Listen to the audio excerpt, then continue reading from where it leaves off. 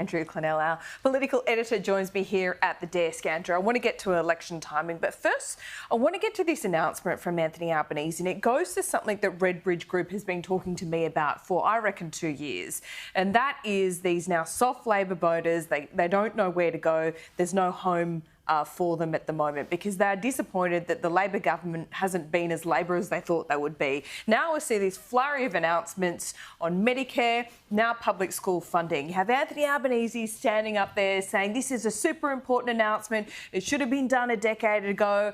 The Coalition didn't fund public schools properly in New South Wales. Well, why is such an important announcement being made on the eve of an election? If it was so important, why didn't he make it 2-3 years ago? Well, it's easier to promise the money now, basically. That's it. It's easier to find the money off Treasury and the Treasurer. And, yeah, it's convenient timing. But they've signed up all the other states and now they obviously want this health and education pitch. I mean, that's an issue for a government in power. You could argue, why didn't they do the bulk billing thing 2 years ago as well? We'll see a lot of that during this campaign and it's fair enough criticism. Yeah, but it's campaigning like an opposition leader. You know, he's standing up there today saying the Coalition failed to fund this, where aren't voters going to look at that and go, hang on, you've been the Prime Minister for the last 3 years? Well, I'll tell you what worked for someone campaigning as an opposition leader was Scott Morrison in 2019. Yeah. But, so think about this campaign in the same sort of terms. Okay. What they're trying to do is paint Peter Dutton as a Bill Shorten. And all they've got to hang on to probably is the nuclear power thing, which is big enough, I guess. Yeah.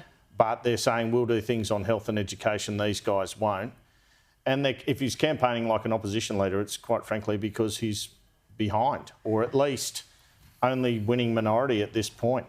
With less than 70 seats or around 70 seats. But Anthony Albanese ran a small target campaign last campaign, I would argue. But this time around, he can't. He's front and centre. He's got to really explain why he deserves a second term. Well, that's what he's trying to do, I guess. Yeah. I mean, he can't just... I mean, if you applied that test to every policy announcers, why didn't you do it before? He wouldn't promise anything. That's true, but, you know, just the cynicism in standing up there and saying this is such an important announcement, we're fixing what the Coalition did. It felt like something that should have been done at the change of government, not when you've been in government for 3 years. But anyway. Well, it'd be good to do it in a budget too. Yeah, well, let's get to that. Will there be a budget? Because you've written on skynews.com.au this morning that Cyclone Alfred could really mess with the election timing. I think it could because... And the Prime Minister hasn't made up his mind. Yeah. That's true. I mean, the consensus in Canberra is it's April 12. I've spoken to 2 Cabinet Ministers in the past 12 hours who believe it is April 12 but can't say we've been told it's April 12. But I know there was a Cabinet meeting yesterday, Laura, and there was discussion amongst ministers yesterday, amongst senior people, about the cyclone. And how bad would it look if there was carnage because of this cyclone and the PM just rocks out, comes back from WA and announces an election? It would not look great. And the fact of the matter is, if he doesn't want a budget, he's got a pretty limited window now because it's clear now he doesn't want to call the election. Well, he can't really call it in this cyclone environment anyway, but he doesn't want to interfere with Roger Cook's election. There was an April 5 option. They discarded that. They thought they could have a week crossover. So he's really only got Sunday or Monday, or he's going in May because of Anzac Day, because of Easter the following weekend. So I think one of the reasons he's leaving May 3 and 10 open and having a budget open is that he thinks, well, something could happen between now and, say, Monday when I'd like to call it, such as a disastrous cyclone, such as a worse than expected result in WA, such as worse internal polling that makes me change my mind. It's the Prime Minister's prerogative to change his mind, I guess, and I reckon he has several times from my understanding. And so there's always been a plan for April 12, but there was a plan for April 5 as well. And people are pointing to things like people from PMO went up to the campaign HQ in Sydney yesterday, apparently. Other staffers have been called in late this week. But that can always be reversed. But there's no doubt the cyclone comes into the thinking, as do a lot of other things. I also think the Redbridge poll on the weekend gave the government a bit of hope, where the Resolve and Freshwater polls made them think maybe we should hang on. Now, they've got their own internal polling. The marginal seat tracking, I understand, to be 50-50. But the problem is, if you've got tracking that says 50-50, then nationally you can be behind sort of 51-49 because you've got most of the Labor marginals. And several sources now have told me the government's come back in the last week or two, a bit like Redbridge is showing, since the rate cut, That's taken a little while to permeate. It's a bit of a lag effect. But that's happened. Yeah. And I'm talking a point. I mean, it's margin of error as well. Yeah. But I think they're looking for any sign of hope at this stage. But also, we've got to remember that polls are retrospective, they're not predictive. So, yeah, there is a bit of a lag effect there. Can I put a few other, scenarios to you here? Is there a possibility that he doesn't do a budget, calls an election on maybe the 25th itself or the 24th of March for an election in May? That's a long campaign. Turnbull didn't work so well for Turnbull. I think it would be a mistake. I don't think so. I think he has to do a budget if he doesn't go on Sunday or Monday. Okay. And I had someone say to me, I asked, could a budget happen?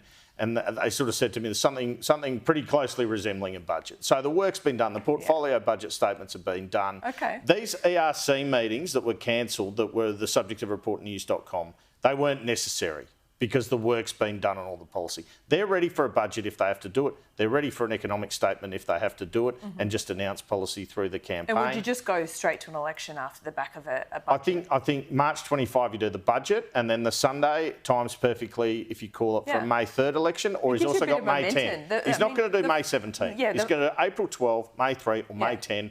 At the moment, the money's on April 12, but there's a lot of things to happen before Sunday. Yeah, see, I never saw a problem with having a budget in that sense. It gives all the focus to the government, and then you have that momentum going in, and you can control the narrative. You can control what you put in a budget. Yeah, there's always going to be the opposition picking it apart, but you still suck all the oxygen. One other thing I wanted to put to you in terms of the election being called this Sunday on Monday for April 12, is there any concern about this deadline, this tariff deadline? Because if you call it on Monday and then you don't get this tariff exemption on Tuesday, that's a pretty bad way to start a campaign. Well, there should be. And it plays into the opposition's hands because, now foreign policy is at play during this election. We've had this live fire incident and misrepresentations. We've got what's happening in Ukraine and tariffs.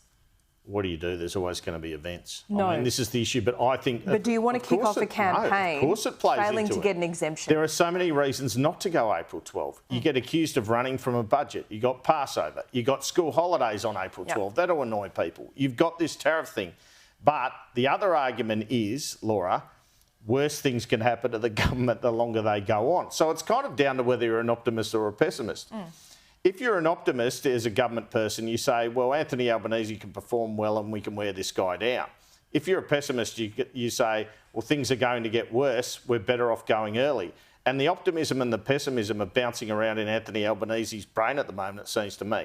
I can tell you that from my point of view, talking to both sides of politics, what I think we are looking at is a possible election result with both parties in the mid-60s.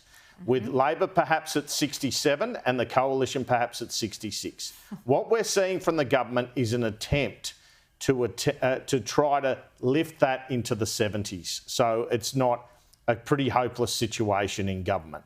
And what we're seeing from Peter Dutton is to try and get up there to 70. He thinks 76. That's if Anthony Albanese collapses. Again, I can't see coalition majority, but if Anthony Albanese has the worst campaign ever, perhaps Peter Dutton gets there. That's a messy situation. And what I can also tell you is that playing into this is that the Liberals can lose a couple of seats. Yeah, that's Bradfield, right. they are very fearful about Bradfield. To the Teals. To the Teals. And Sturt in South Australia, I've got to say, that's more about Malinauskas than Albanese. Yeah. But that is because that is such a pro-Malinauskas state, they think they can get that seat off James Stephens. And a Liberal source has confirmed to me they are very concerned about that seat. Now, the government talks up Leichhardt, North Queensland. I was told that was bad for the Liberals by a Liberal source. Why? It is good now. Warren Entsch retiring. Yeah. Different sort of demographic up there around Cairns, etc.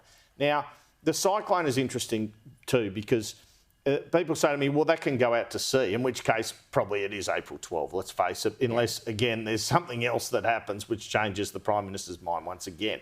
But if there is real carnage, and we pray there isn't from this cyclone, it can make you look like a strong leader and dominate the news. But it can also make it look like you're being opportunistic and you don't have your mind on the main game. And I can assure you that is very much part of the Prime Minister's thinking at the moment. He revealed there he's going up to Queensland. The RAAF, as I understand it, was sort of umming and ahhing about that because of the weather or having a look at it.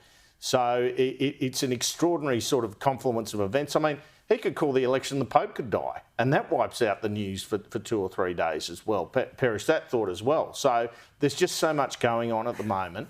I actually kind of think, why not do the budget? I think most of the cabinet don't think this.